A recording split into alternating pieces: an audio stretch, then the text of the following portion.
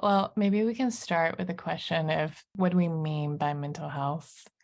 Like what's underneath the term mental health that we're referencing? Yes, yes, yes. Yeah.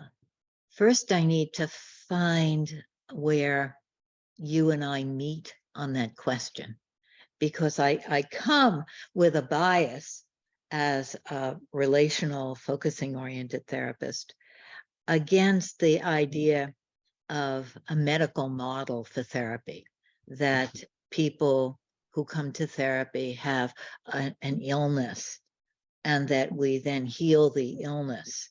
That medical model has been very destructive because then people think of themselves as sick if Mhm.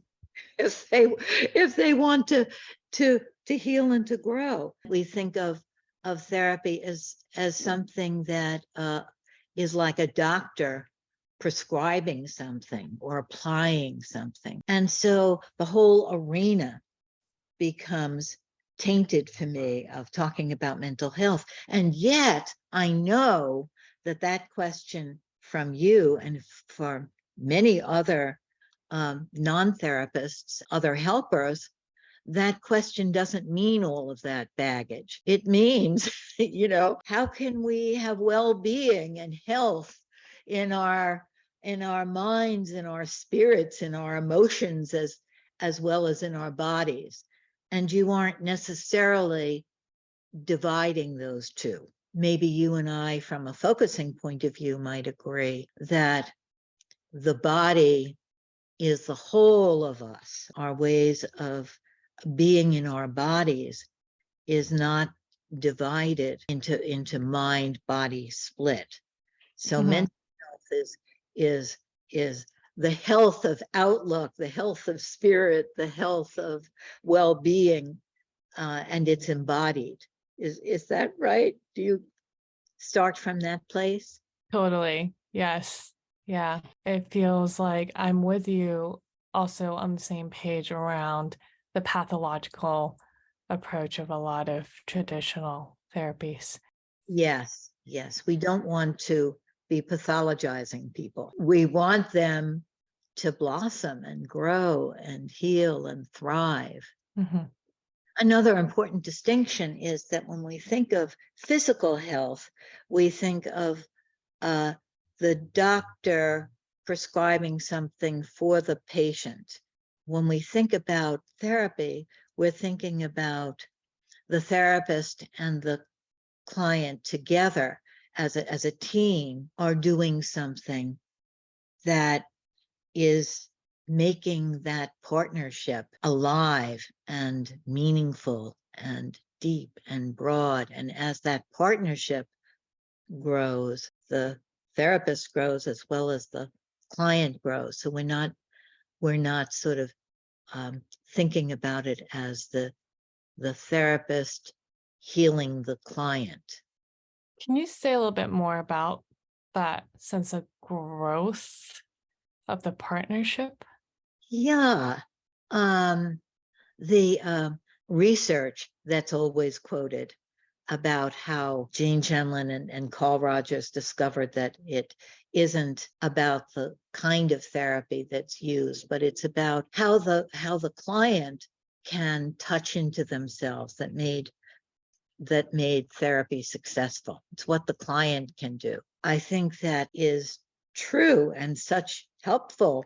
That was a helpful beginning because then Gene developed focusing as a way of helping facilitate clients in coming from their deep selves, not just saying what's in their heads that they've already thought of before, talking from their feelings rather than about their feelings. But as we've gone on, we've seen, and Jean also talked about this quite a bit, that the interaction is both people together. The client may be in touch with more of the self with one person than with another person. It's the way of interacting, not just what the client can do in their own, but what the client can do with that therapist. And what the therapist can do is also going to determine what the client can do. So if the therapist is in touch with themselves and in touch with the us and in touch with that deep space, then that's going to enable the client to sense all of those Hmm. levels. Hmm. Yeah, that makes so much sense. The therapist is like a holding environment. The therapist's container has a lot more open spaciousness and depth than the client has the osmosis effect of being able to touch into deeper spaces within themselves. Yes, yes, And yes. that being the interaction. Yeah. Right.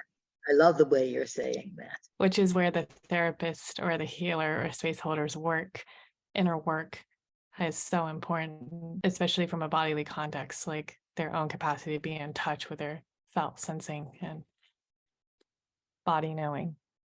And that's true, of course, for therapists and for helpers of all kinds, that it's always so important for someone who is dedicated to facilitating for other people, holding space, as you would say, for them to be really working on themselves and holding space for themselves, involved in practices of growth. Focusing is one of those that's so important for healers, helpers, and therapists to do for themselves.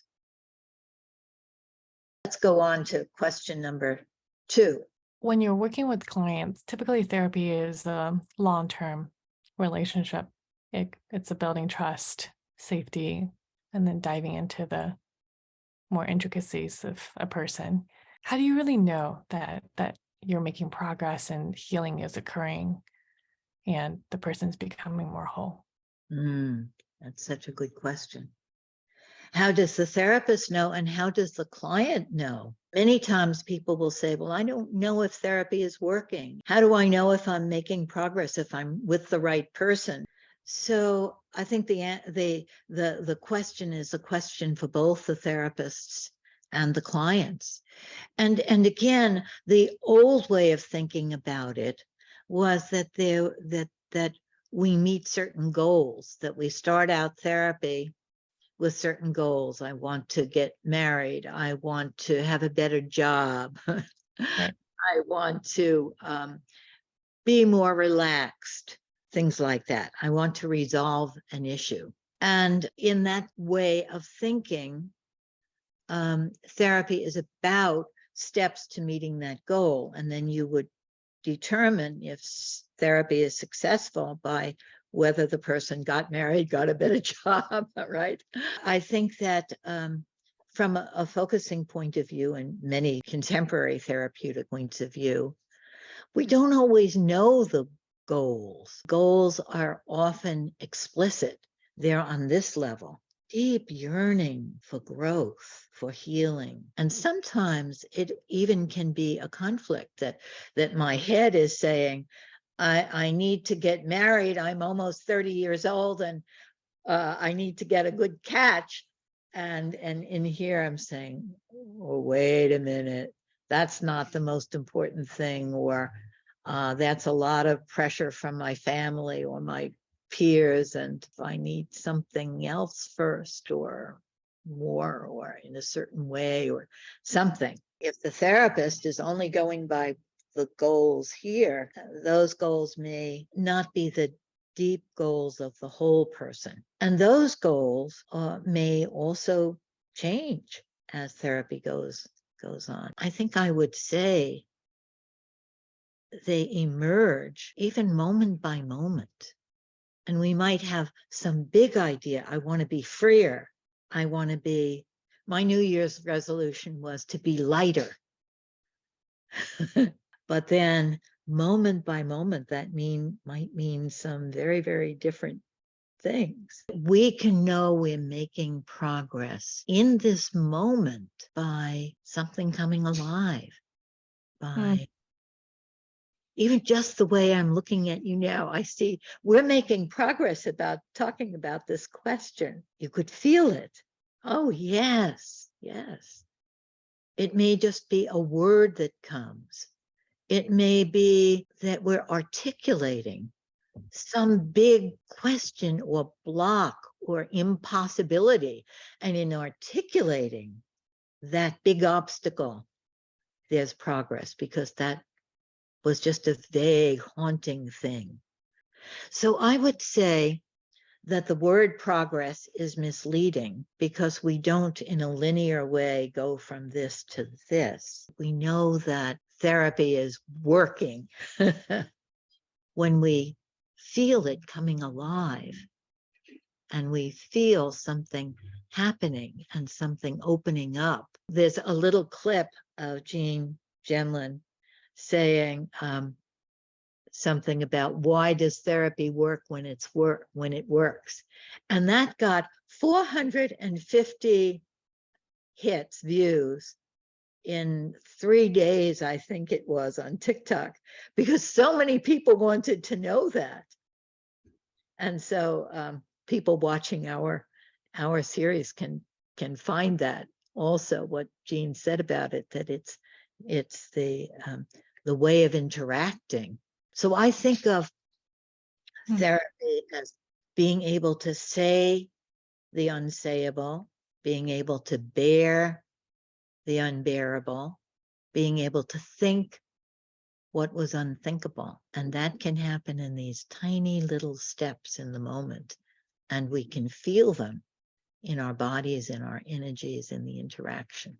So it feels like maybe the person comes in with preconceived notions of what they want to work on. It's not the deepest part of themselves that they're operating from with those goals, because underneath there might be some deeper urges that is more life-serving or growth-oriented or expansive, that is kind of encrusted over by these like external oriented goals that we're looking to cultivate and garden and nourish so that there's more light so it can come through underground to more above ground. Yeah, I love that. The goals need to be not just the explicit level up here, but the implicit level that joins with this explicit level. Yeah, so both are important, but sometimes what the explicit goals originally were may not be what the implicit is moving them towards. Yes. What the explicit goals are may have been adapted or from the culture or from the family or from previous selves. And they may not be what the implicit larger self is longing for, guiding us to, wanting. Yeah. Mm-hmm. Hey, thank you, Abby. That was a lovely dialogue.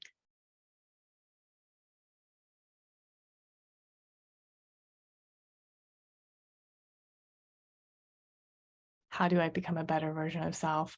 Where spirituality, the focus is on vertical development of shifts in consciousness, so I can include more and more as myself, and the letting go of self-identity and living in the more moment-to-moment experience of sensing, feeling, thinking, and like dissolving of one's sense of self from a mental level.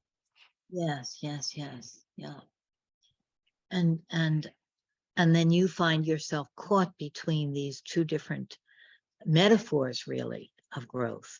The one of sort of letting go of the sense of self, dissolving the sense of self, and the other of developing the self. And I was saying that for me, focusing is a kind of following of something, and therapy in general is taking something that is sort of nagging at you or haunting you, and saying, well, what is that? And then following it carefully, and then it opens and opens, and then you find yourself in a big space as it opens and develops and emerges. And some of the spiritual practices are more taking that same thing and saying, let me let go of that. That's not essentially me. I don't have to be there. Let me notice in mindfulness the sounds, the sensations, the big picture, and let go of that little picture that's in my way. And I was saying that for me, both ways are very, very important. That it's very important for me to pay attention to the issues, to the conflicts, to all that's in me. I think that those deep problems are kind of like challenges that we're born with, that we're, in some way, I like to think we're born to address these issues that may be intergenerational or may just be from who we are, and that we'll be addressing some of those all our lives. And that's part of our human being, our human growing, our human expansion. So I don't want to just let go of them. Some people call that a spiritual bypass, like just let go of it. At the same time, I don't want to be always in my dialogue with them and always, I want to go to someplace else. And so it's very important to me to have practices of mindfulness where I just go to the big space. And I do that in many different forms. It's almost like I have a vacation from those issues. I'm taking those issues and I'm offering them up to the universe. And then they're like little specks in this great big universe. And I'm just, when I can do it, I can't always do it, but when I can get myself there, I'm just in awe of the bigness of the mystery. And those little things just are little grains of sand there. But I don't want to just forget about them. I come back to them, and those issues won't let me forget about them. They go around haunting me until I pay attention to them and address them and give space to them and make peace with them and dialogue with them and validate them. Yeah, so it's like on the absolute level, you have that access to the spaciousness. And then on the relative level, you're still your human self with your conflicts and quirks and flaws and beauties. And so therapy is working still with the human level to expand more, or the focusing oriented is to expand that more into natural organic growth. And then spirituality kind of creates more spaciousness even in a way for this to be looked at like as a resource or holding. Yeah. And I think that in focusing, we can get to that big space. A lot of the work that Dana and Baruch are doing about focusing in the field of prayer is kind of bringing those two together. So I think they're both both ways are very important. And there are ways of bringing those together, and focusing has its very natural way of bringing us into that big realm.